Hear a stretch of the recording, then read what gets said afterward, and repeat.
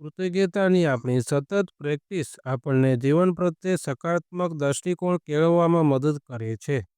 આ સંદર્ભમાં આજે હું દિવાળીના અવસર પર મર્યાદા પુરુષોત્તમ ભગવાન શ્રી રામ પ્રત્યે કૃતજ્ઞતા વ્યક્ત કરું છું.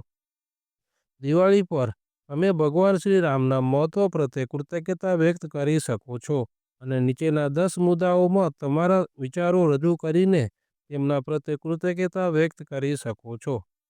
આ મુદ્દાઓ ભગવાન શ્રી રામના જીવન, તેમના આદર્શો અને તેમને શીખેલા મૂલ્યોને પ્રતિબિંબિત કરે છે, જેના માટે આપણે કૃતજ્ઞતા વ્યક્ત કરી શકીએ છીએ.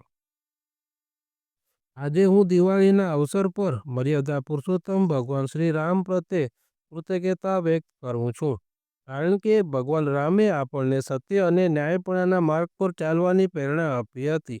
તેમનું જીવન આપણને શીખવે છે કે ગમે તે પરિસ્થિતિ હોય, આપણે ક્યારેય સત્યનો માર્ગ છોડવો જોઈએ નહીં. હું આ આદેશ માટે કૃતજ્ઞતા વ્યક્ત કરું છું. આભાર, આભાર, આભાર. આજે દિવાળીના અવસર પર હું મર્યાદા પુરુષોત્તમ ભગવાન શ્રી રામનો કૃતજ્ઞ છું, કારણ કે તેમણે આદર્શ જીવન જીવવાનું ઉદાહરણ બેસાડ્યું.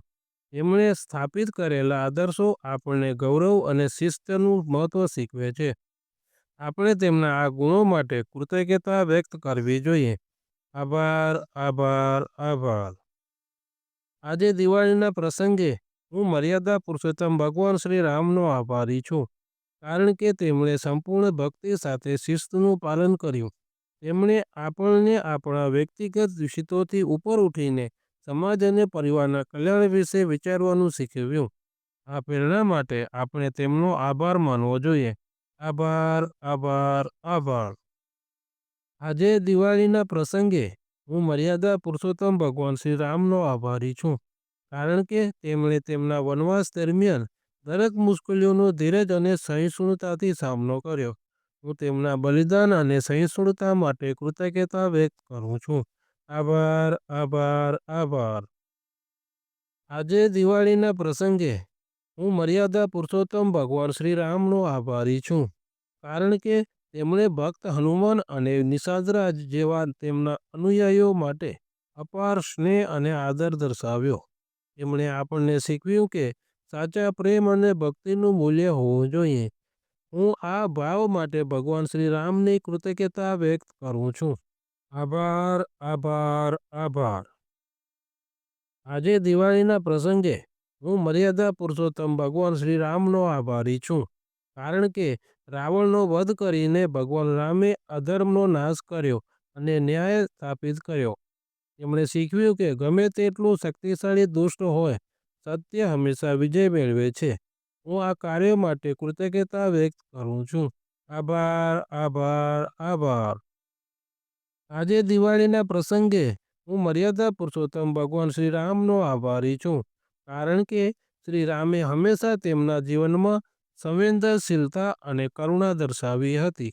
તેમણે સબરી જેવા સામાન્ય વ્યક્તિને પણ દત્તક લીધી હતી. હું આ તેમની કરુણા માટે આભારી છું. આભાર, આભાર, આભાર. આજે દિવાળીના પ્રસંગે હું ન્યાયપ્રિય ભગવાન શ્રી રામનો આભારી છું, કારણ કે તેમણે હંમેશા ન્યાયનું સમર્થન કર્યું અને તેમના નિર્ણયોમાં બધાના શ્રેષ્ઠ હિતનું ધ્યાન રાખ્યું. હું તેમના ન્યાયી સ્વભાવ માટે કૃતજ્ઞતા વ્યક્ત કરું છું. આભાર, આભાર, આભાર. આજે દિવાળીના પ્રસંગે હું મર્યાદા પુરુષોત્તમ ભગવાન શ્રી રામનો આભારી છું, કારણ કે રાજકુમાર હોવા છતાં તેમણે સાદગી અને સંતોષનું જીવન જીવ્યું. તેમણે આપણને શીખવ્યું કે સાચું સુખ ભૌતિક સંપત્તિમાં નહીં પણ સંતોષમાં રહેલું છે. આપણે તેમના આદર્શ માટે કૃતજ્ઞતા વ્યક્ત કરવી જોઈએ. આભાર, આભાર, આભાર. આજે દિવાળીના પ્રસંગે હું મર્યાદા પુરુષોત્તમ ભગવાન શ્રી રામનો કૃતજ્ઞ છું, કારણ કે મુશ્કેલ પરિસ્થિતિમાં પણ તેમણે ધીરજ અને હિંમતથી કાર્ય કર્યું. પછી ભલે તે વનવાસ હોય, માતા સીતાથી વિદાય હોય કે રાવણ સાથેનું યુદ્ધ હોય, તેમણે આપણને દરેક પડકારનો સામનો કરવા માટે ધીરજ અને નિશ્ચયનું મહત્વ શીખવ્યું.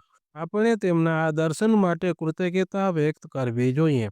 આભાર, આભાર, આભાર. આ એક અદ્ભુત તક છે કે આપણે ભગવાન શ્રી રામના આદર્શને સ્વીકારીને અને આપણા જીવનમાં તેનું પાલન કરીને તેમના પ્રત્યે કૃતજ્ઞતા વ્યક્ત કરી શકીએ. દિવાળીના શુભ પ્રસંગે તેમના ઉપદેશોને આપણા જીવનમાં સમાવીને આપણે ખરેખર તેમના પ્રત્યે કૃતજ્ઞતા વ્યક્ત કરી શકીએ છીએ. મારા હૃદયમાં આ ભાવના સંપૂર્ણ રીતે વહેતી રહી છે. તેથી હું દરરોજ CFLની યુટ્યુબ ચેનલને લાઈક કરું છું અને હું તમને પણ એવું જ કરવા વિનંતી કરું છું.